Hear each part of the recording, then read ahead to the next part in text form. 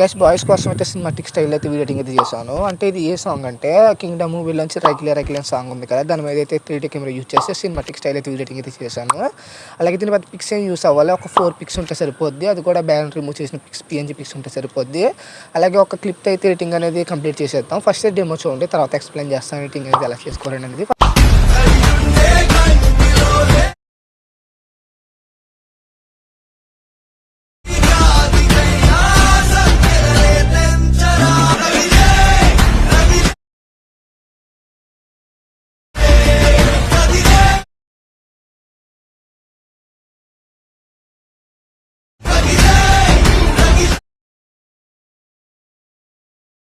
Demo video చూస్తారు కదా, అలాగే ఎడిటింగ్ అనేది అనిపించిన కొంచెం కామెంట్ చేయండి. అలాగే మన ఛానల్ ఎవరైనా కొత్త వాళ్ళు చూస్తే సబ్స్క్రైబ్ చేయకుండా కొంచెం సబ్స్క్రైబ్ అని చేసుకోండి.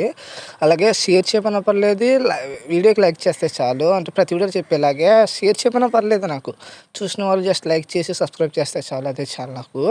అలాగే ఇందులో యూజ్ చేసిన ఫాంట్స్ అనేవి 2 ఫాంట్స్ యూజ్ చేశాను. నేను కింద డిస్క్రిప్షన్లో పెడతాను, అది మీరు గూగుల్ డ్రైవ్ డౌన్ చేసుకుని తర్వాత ఎల్ట్మోస్లో ఇంపోర్ట్ చేసుకోండి. ఫస్ట్ ఎల్ట్మోస్లో ఇంపోర్ట్ చేసి దాని తర్వాత ప్రాజెక్ట్ అనేది ఇంపోర్ట్ చేసుకోండి.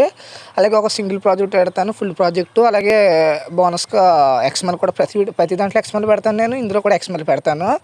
ఒకవేళ మీకు మెయిన్ ప్రాజెక్ట్ అనేది ఇంపోర్ట్ అవ్వకపోతే XML ట్రై చేయండి. ఒకవేళ XMLకి బాగా ప్రాసెస్ ఎక్కువ అయితే నేను టెలిగ్రామ్ ఛానల్ పెడతాను.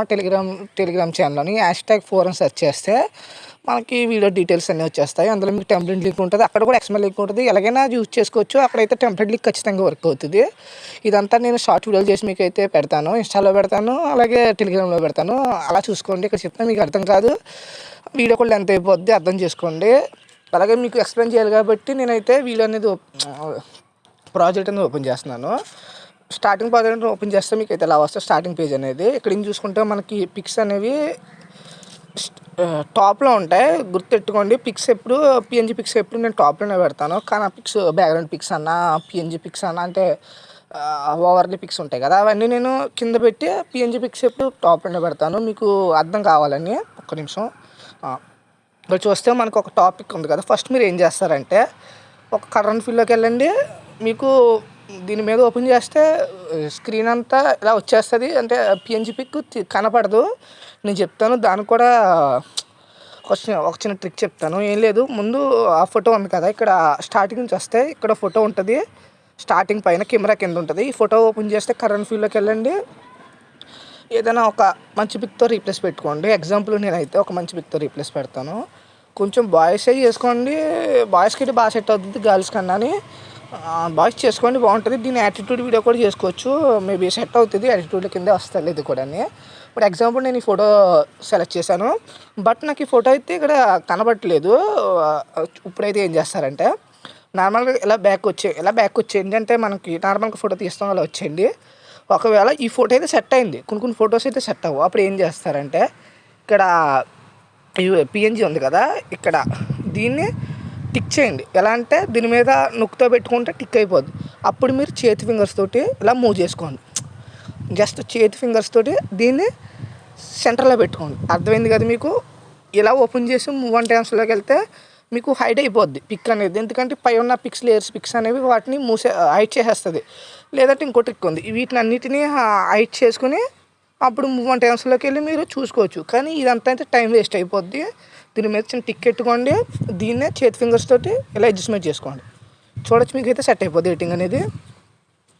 అంతే, సెట్ అయిపోయింది. జస్ట్ ఇంకోటి రెండో కెమెరా 2 రండి. ఇక్కడ సేమ్ పైన ఒక PNG పిక్, దీన్ని కూడా కరెంట్ ఫీల్డ్లోకి వెళ్ళండి, మంచి PNG పిక్తో రీప్లేస్ పెట్టుకోండి. ఎగ్జాంపుల్ నేను ఈ పిక్తో రీప్లేస్ పెడతాను. చూస్తే ఇది కూడా హైడ్ అయిపోయింది. ఇదే కాదు, నేను మొత్తం 3 కెమెరాస్ యూజ్ చేశాను. 3 కెమెరాస్లోని PNG పిక్స్ అయినా హైడ్ అయిపోతాయి. నా దాంట్లోనే కాదు, ఎవరి ప్రాజెక్ట్ అయినా అలా 3D కెమెరా యూజ్ చేసిన దాంట్లో హైడ్ అయిపోతాయి. దీనికి ఇదే ఒక ట్రిక్. ఒకటి ఇవన్నీ హైడ్ చేసుకోవడం, ఇవన్నీ హైడ్ చేసుకుంటే ఎడిటింగ్ అనేది బాగా లేట్ అయిపోద్ది. మీకు కొంచెం త్వరగా అవ్వాలంటే ఇదే బాగుంటుంది, దాంతోపాటు సింపుల్గా ఉంటుంది. దాని మీద మళ్ళీ టిక్ చేయండి, అదే PNG మీద. అది చేతి ఫింగర్స్తో కొంచెం మన సెంటర్లో చేసుకోండి. కొంచెం అటు ఇటు పెట్టినా పర్లేదు, టైం పెట్టినా సరే ఎడిటింగ్ అనేది మంచిగా చేసుకోండి. ఇక్కడికి వస్తే మనకి హెడ్ అనేది కట్ అయిపోయింది, చూసారు కదా. అలా కొంచెం టైం పెట్టినా స్క్రోల్ చేసుకుంటూ చూసుకోండి. ఇప్పుడు చూడండి, మనకి స్టార్టింగ్ నుంచి ఎలా ఉన్నా పర్లేదు, మనకి ఎండింగ్ వచ్చేటప్పుడు పిక్ అనేది కొంచెం దగ్గరికి వచ్చినప్పుడు మంచిగా కనపడాలి, అది చూసుకోండి. మళ్ళీ ఇంకో దానికి వస్తే మళ్ళీ కెమెరా 3కి వస్తే, సారీ గైస్ నేనైతే కింద పెట్టాను, ఇది చూడలేనట్టున్నాను. ఈ టాప్లో తెచ్చేయండి, ఎందుకంటే మీకు మార్చుకోవడానికి సింపుల్గా, రీప్లేస్ పెట్టుకోవడానికి సింపుల్గా ఉంటుంది, అర్థం చేసుకోండి.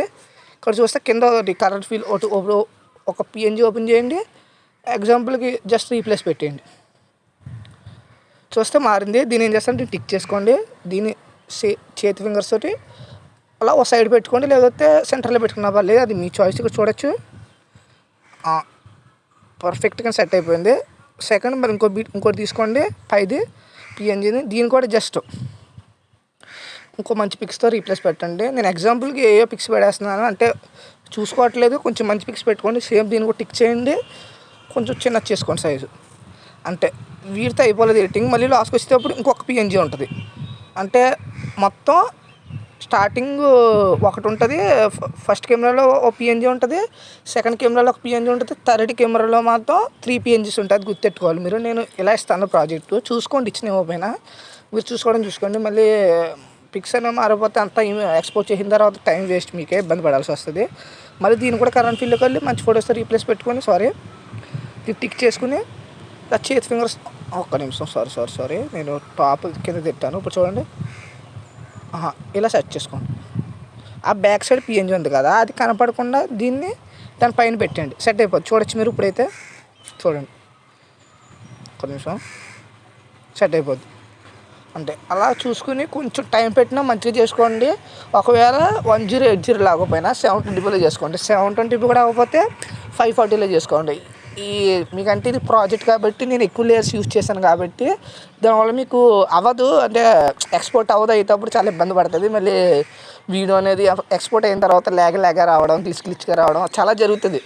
నేను రెఫర్ చేసిన మాత్రం 1080 వద్దు, 720లో చేసుకోండి. ఎక్స్పోర్ట్ చేసినప్పుడు ఫస్ట్ 720లో చేసేయండి, మీకు సెట్ అయిపోద్ది. ఇంకా ల్యాగ్ ఇష్యూ ఏమి ఉండదు, గ్లిచెస్ ఏం రాదు, జస్ట్ మంచి వీడియోగా వచ్చేస్తుంది. సరే మరి.